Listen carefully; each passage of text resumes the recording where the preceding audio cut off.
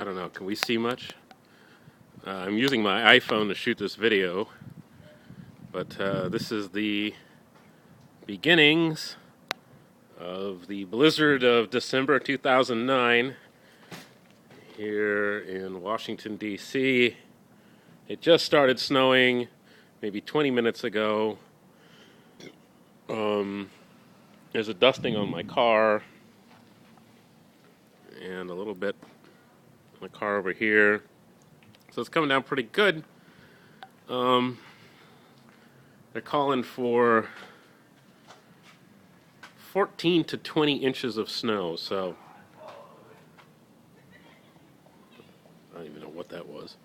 Might be the last time I see green grass for a little while, and we are definitely going to have a white Christmas this year. So, this is just my first report from Washington, D.C. It has just started to snow.